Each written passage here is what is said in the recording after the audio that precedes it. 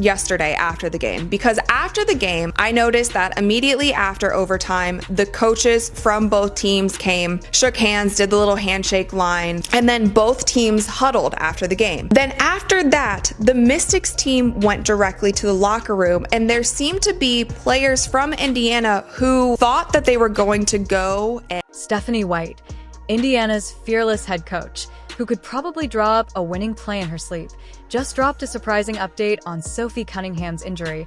And let me tell you, this isn't your usual "she's doing fine" report. Nope. This one came packed with real drama, unexpected twists, and a few eyebrow-raising details that are definitely going to have fans talking. If you thought this was shaping up to be a straightforward minor injury, back in a week type of situation, think again. According to Coach White, Cunningham's recovery is not only taking happen after the buzzer, and if you caught my tweet about it, yeah, I saw your replies. Some of you were heated, but before we go there, let me break down exactly what happened and why I felt like I had to say something. So yesterday's preseason game was interesting. It was interesting. It was heated. Stephanie White just delivered a major update on Sophie Cunningham's injury, and trust me, it's not your usual doom and gloom report. This isn't some tearful sideline saga where Sophie's wrapped in ice and self-pity. Nope, this is Sophie Cunningham. We're talking about fiery, fearless, and absolutely allergic to backing down. The update packed with twists and a whole lot of unexpected energy. Instead of retreating into rehab mode, Sophie's already plotting her return like it's a comeback mission. If you thought an injury would slow her down, think again. This isn't a setback, it's fuel. And she's just from Brittany Sykes, from a lot of... Sophie Cunningham is truly in a league of her own. She's more than just a talented player. She's a true warrior on the court. Injuries don't intimidate her. Instead, they ignite her determination. She's not the type to wait around for a quick fix or rely on luck to get back in the game. Instead, she faces setbacks head-on, saying, "Challenge accepted." And then works even harder to come back stronger. When news of her injury first surfaced, many wondered if her season was over or if she'd choose to heal quietly and play it safe. But Sophie's resilience proved she's ready to fight through. Right after overtime ended, the coaches did what they usually do, shook hands, exchanged the typical respect. Both teams huddled up, which is normal. But then, as I watched closely, when Sophie Cunningham steps back onto the court, it's more than just an athlete returning from injury. It's a powerful force of nature ready to shake things up. Anyone who doubts her resilience or strength will soon realize they've underestimated a true warrior. She's coming back stronger than ever, fueled by relentless determination and a fierce competitive spirit. Sophie isn't just an ordinary player. She embodies toughness, grit, and unwavering dedication like a modern-day superhero. Her cape might be replaced with a basketball jersey, but her impact is just as mighty. Her body sculpted and strong, looks capable of bench pressing a car. A tweet while I was on the way home, and I got to talk about it, and it was Lucy Olsen responding to this situation. So, Rachel Demita forgot to mention, for some reason, the Mystics didn't shake hands after the game. A few of the Fever players were waving because they were expecting a handshake. Mystics players went straight to the locker room.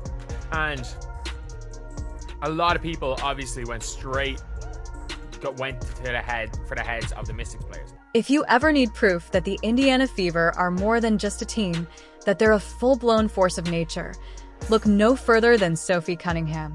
She's not just a player. She's the lightning bolt that cracks open the storm and ignites everything around her. The Fever could easily adopt the motto, "We're here to dominate." And you already know Sophie would be the first to echo it with a confident, unapologetic "absolutely." What sets her apart isn't just her talent. It's her attitude, that perfect storm of ferocity and finesse. She plays with it. It's preseason after all, but to see absolutely no interaction between players, that stood out. And it wasn't just me who noticed. Someone even pointed out to me that there were Mystics rookies waiting around too, looking like they were expecting some sort of interaction. And again, players on the Fever side looked like they wanted to show respect. Let's be clear, Sophie Cunningham is built different. This is a woman who's taken more hits than a crash test dummy and still laces up every night with a kind of relentless fire most players only dream of. She doesn't just play with grit. She plays like she's on a mission. A mission to prove one thing: you can't stop me. Every game. Rookies not knowing what they were doing. So a lot of people were saying that it was just, rookies not knowing that's not how they do it in the WNBA. Because the first person is looking to shake hands is Shug Sutton. And immediately the vets are telling the... So obviously, Dolson's there waving at Fever. And obviously my face is in the way, I just realized. So you can see, obviously, Shug Sutton is starting Stephanie White, the fearless leader of the Indiana Fever, is probably leaning back in her office chair right now, wearing that signature look of calm confidence. Why? Because she knows exactly what kind of player she has in Sophie Cunningham, a warrior, a tone setter, and a game changer.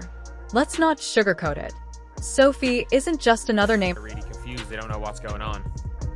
So they're just kind of very confused about what's going on. If you watched it, chances are it's still playing in your head like a cinematic highlight reel.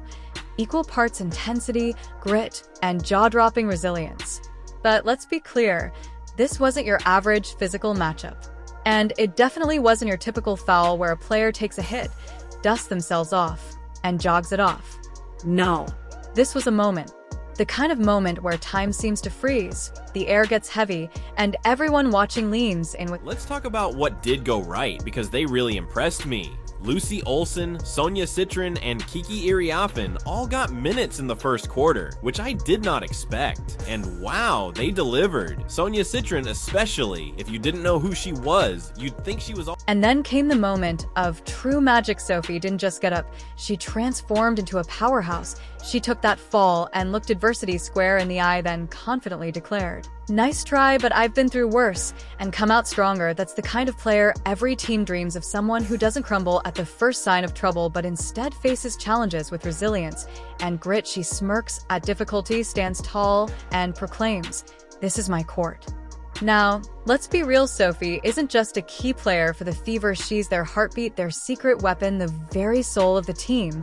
Without her, the squad would resemble a pizza without... Mainly people that purchased tickets and drove into the area or even flew into the area to see Caitlin Clark play and know Caitlin Clark. I can understand how bad those people must feel because, well, hell, I wanted to watch her play too. And she was just locked in on both ends of the court. There was even this cool little moment when she checked in at the same time as Diana Taurasi. Just seeing a rookie who looks like a future star step on the floor with a seasoned... When she's on the floor, it's like watching a master chef work in the kitchen. Every move is deliberate, precise, and honestly, effortlessly impressive. But take her out of the game, and all you're left with is a confusing jumble of toppings and a crust that's too tough to even enjoy the Fever. Where sometimes players will go and shake hands with your team, it's a choice player by player. There's no set handshake lines. Maybe there is after a playoff series, but not after every single game in the WNBA, especially not after preseason. No one told them there ain't no handshake line in the pros. And simply put, Sophie is the hidden hero who makes everything seem effortless. But without her, the Fever are just another team lost in a sea of mediocrity.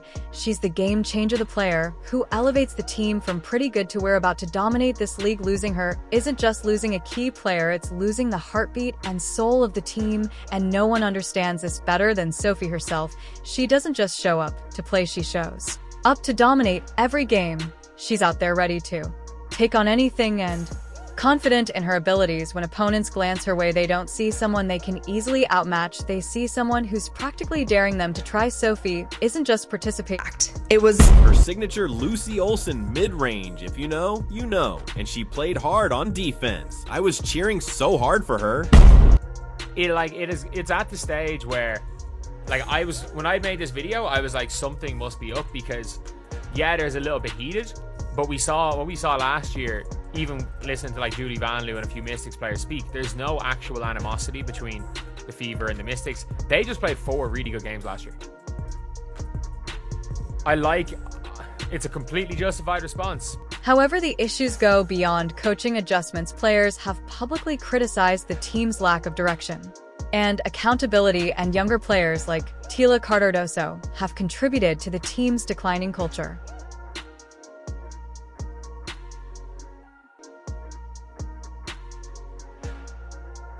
Love Lucy Olson's sweatshirt a few weeks ago, but it still hasn't arrived. I was hoping to rock that, my Georgia Amore tee, and my Caitlin Clark jersey all at once. Veterans have questioned the team's dedication to core principles like discipline and teamwork, while others have failed to identify their duties. The outcome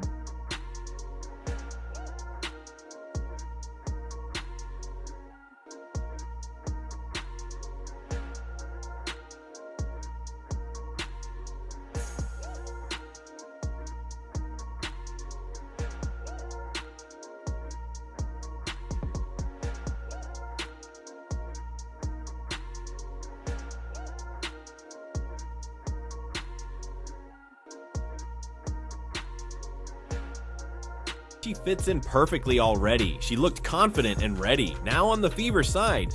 A franchise that was once a shining example of success is now a warning about how easily things can go wrong.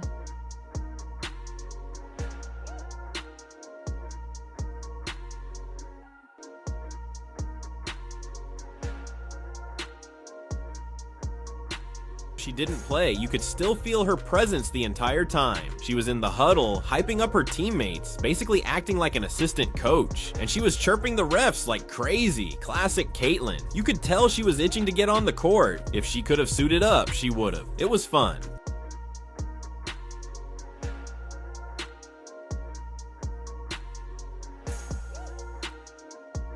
Angel Reese, often known as SA Tour, was heralded as the franchise's future when she was selected by the Chicago Sky. She was a powerful player with an exuberant demeanor. It was intended that Rhea would guide the group back to glory.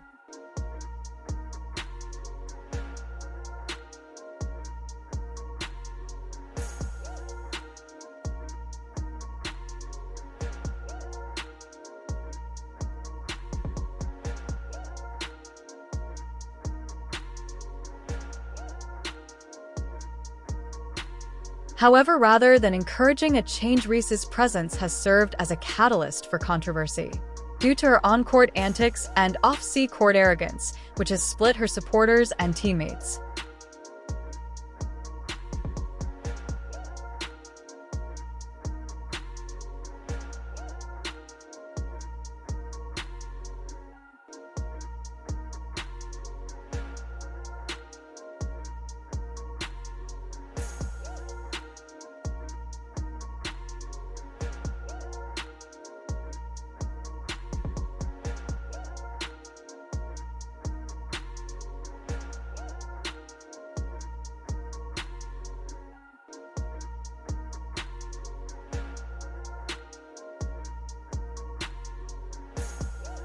Although there is no doubting her talent, averaging 16, 8 points and 10.6 rebounds per game, her audacious assertion that she will be remembered as one of the reasons women's basketball gains popularity over the next 20 years has only served to fan the flames. Her leadership style has also come under Chicago Sky's next steps moving forward scrutiny.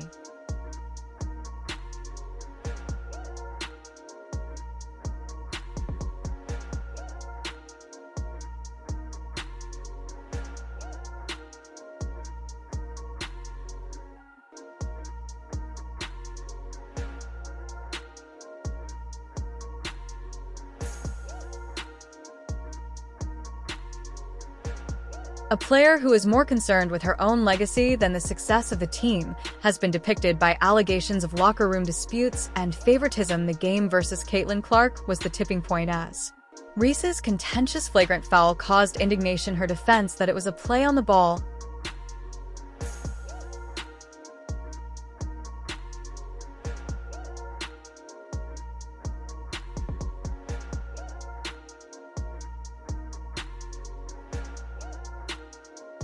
She was criticized by social media users for avoiding responsibility, and the episode came to represent the lack of chemistry, and the Sky fans are left wondering whether Rhea is the much-needed savior or the saw who hastened their demise, because her rise within a dysfunctional system has only made the mayhem worse. Kennedy Carter, the celebrity who wishes to leave with an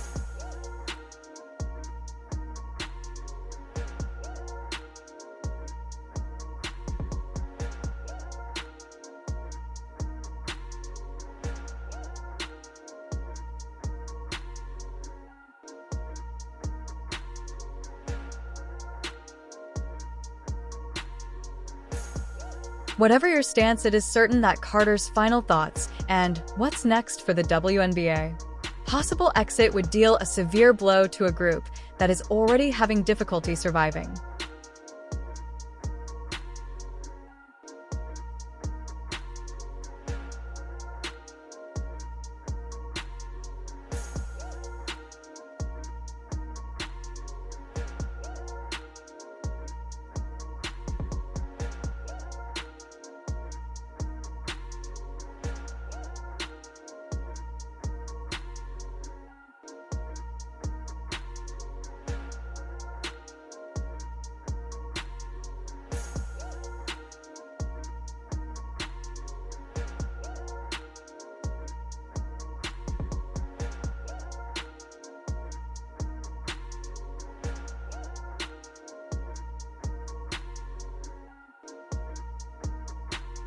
Carter's frustration makes sense despite her efforts she has received little attention during team meetings and press conferences.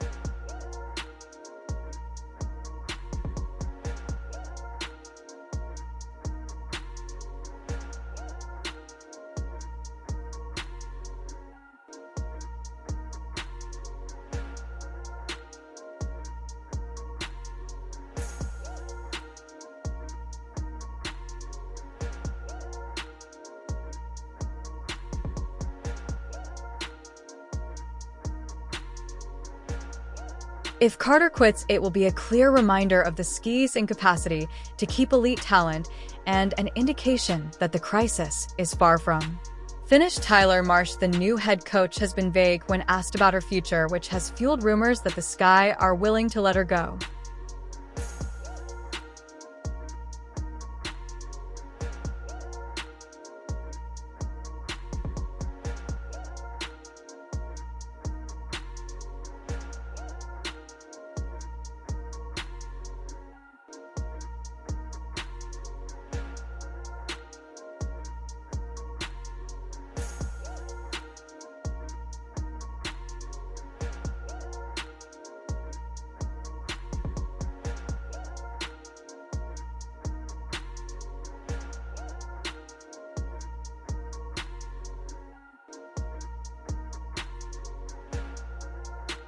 Weatherspoon period. Teresa Weatherspoon's time as head coach of the Chicago Sky was meant to be a fresh start, but instead it turned into a warning about how easily things can go wrong from the beginning. Weatherspoon found it difficult to relate to her players, and her leadership style was questioned by the end of the season. It was evident that she had lost the locker applause.